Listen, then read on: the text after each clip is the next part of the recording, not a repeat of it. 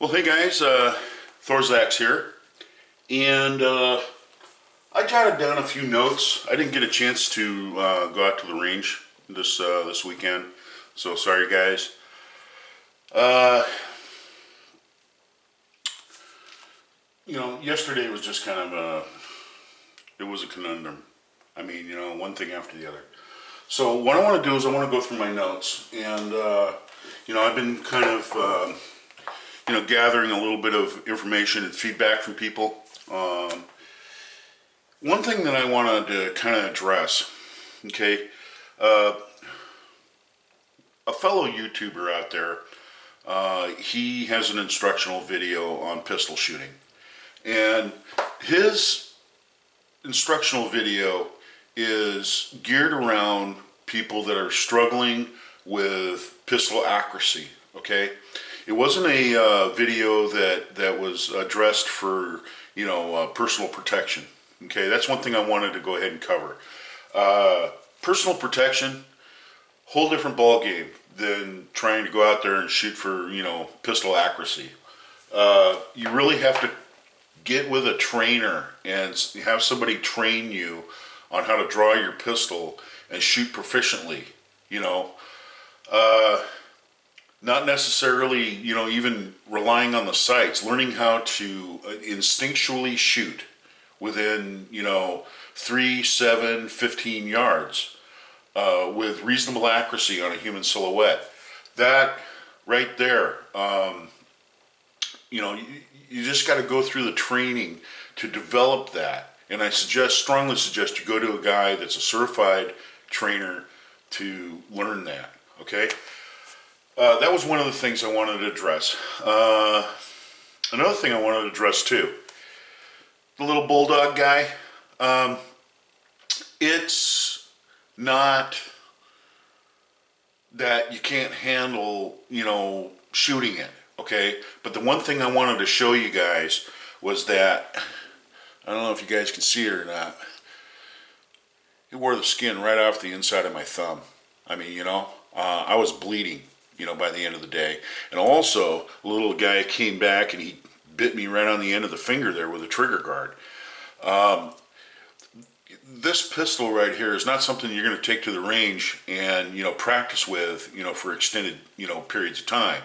I mean, if you are going to shoot this pistol, I suggest you go ahead and get something like a past shooting gloves. I think Mechanics is putting those out now, and it's padded, and it's got your it's got the finger cutouts for it, but it provides protection in the web of your hand.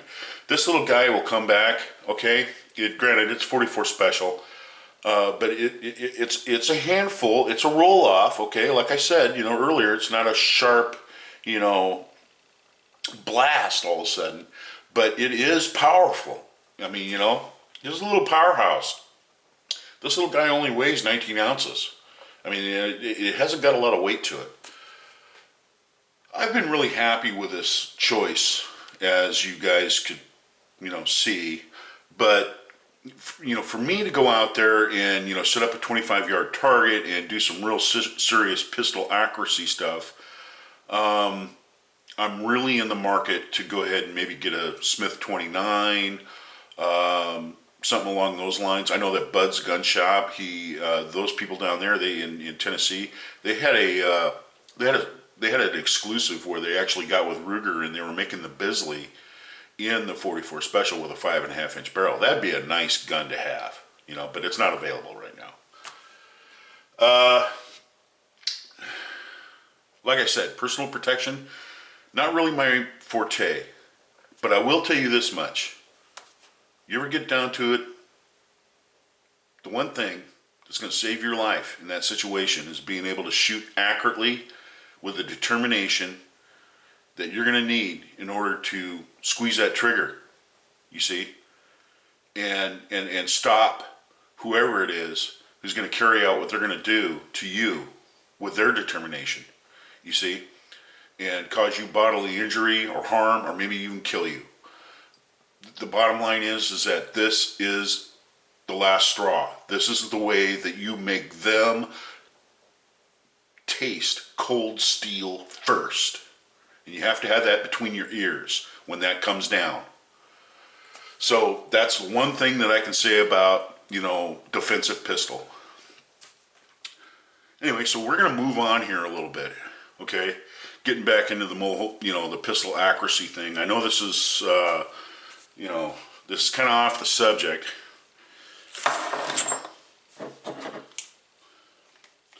What I have here, this right here, this is my Dick Shockey bullseye pistol.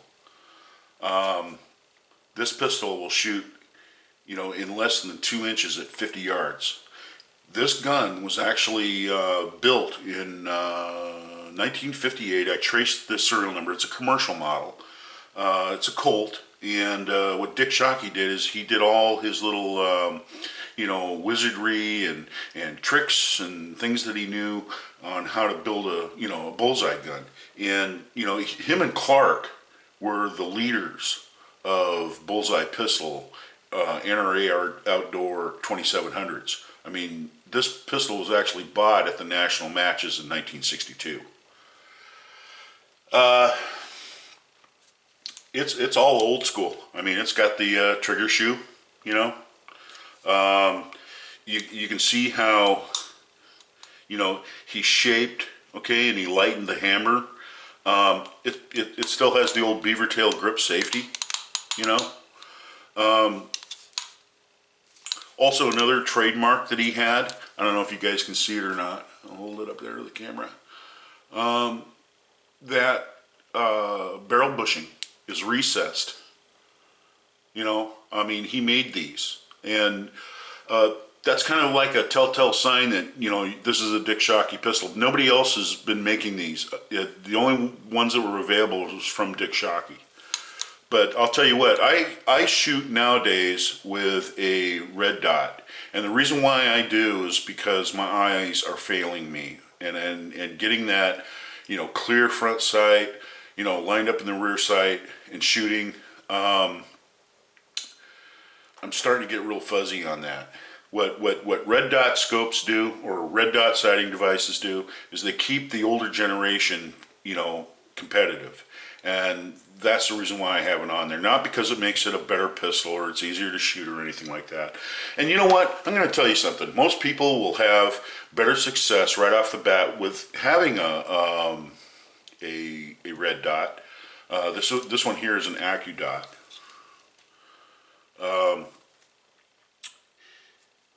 They'll have success right off the bat, you know, with being able to hit what they're aiming at. But one thing I will say about this, you got to watch it, because you know you'll start getting sloppy with that red dot. I mean, you'll crank the trigger off, thinking that dot was in the place where you thought it was, and you know you start getting sloppy, and then your groups start opening up. Great pistol. This is one of my babies. This is an excellent gun. There's a guy down in Oregon. He designs this. This is a brass deflector that you actually put on the Clark rail. Okay, and this brass deflector, you have to mill it and then go ahead and you know, thread and put these screws in to hold it in there. But this brass deflector keeps all the blast and everything from accumulating underneath your sighting device. But the reason why I want to bring this up is because this is kind of going back to the 44 Special. Like I said, you know, the little 44 Special is a great defensive round, but it was originally, you know, developed because it was a good match round at the turn of the last century. You know, I mean, I think 1907 is when the 44 Special first introduced. But before that, you had this little guy.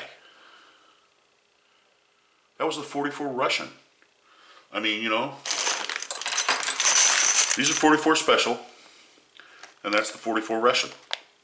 And as you can see, you know, you got quite a bit of, you know, you got quite a bit less powder capacity there. But here's the advent of the whole thing. The 44 Russian was developed as a black powder round, okay? And when smokeless powder came about, I think they just kind of capitalized. What they did is they went ahead and they came out with a longer case, called it the 44 special, and this kind of dropped by the wayside. The 44 Russian. Here's where I want to go. Less powder capacity. Okay, you're getting load density in this without any wasted space. Okay, and it's just like it's just like a firecracker. I mean, the tighter you wind it, okay, you wrap it up, you can have a very small amount of powder in there, but you're going to get a huge bang out of that. You see what I'm saying? Because of the wrapping, okay? And that's kind of the same way this is going to work. That's the reason why Fortune Cookie told me, in his last video, says, Dave, you want to watch how much powder you're putting in here. You don't want to load these all the way up to 44 special and, go ahead and put it in your little Charter Arms. Because, really robust load. I mean, you can shoot, 245 grain Keith bullets out of this, or the 262 grain Lee round nose bullet. I plan to do some experimentation, and kind of get into that a little later and have some videos on that. But anyway, I got my 44 Russian brass. I also went and got my swaged lead Hornady 240 grain hollow points. I'm going to go ahead and give those a little bit of a whirl. And I'm going to go ahead and stick with unique powder. 2 powders out there, 2 of them, that have been with us forever. Bullseye, unique. Those 2 powders have been on everybody's reloading bench for the last 50, 60 years. I mean, if you don't have one, you have the other. And so, and unique is very consistent in its burn rate. I mean, you get very little, unburnt powder, and it gives good ballistics. I mean, it's a very good powder for, straight wall cases. When you start getting into the 45 ACP, you have less powder capacity, and so therefore, Bullseye makes a lot more sense. I mean, Bullseye is the powder that everybody's been using for 45 ACP forever. I mean just forever. I mean, there you go. So anyway, those were kind of some of my notes I kind of wanted to go over. I want to get out to the range. I want to go ahead and give this a whirl with 180 grain Hornadies that I loaded up the other day, and then Rick's bullets as well, the 240 grain Cowboy rounded flat nose bullets. I know in my video, I kind of cut everybody off because when I film from that angle, I can't see my viewer screen. So, it's like, I don't know if you guys can see this down here. Everybody's like, no, we can't see it. We can't look over the edge here, guy. But, I think you guys got the meat of the subject, what I was talking about. Other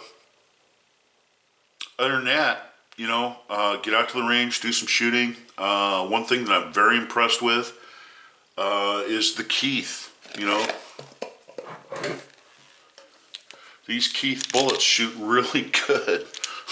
I'm really amazed.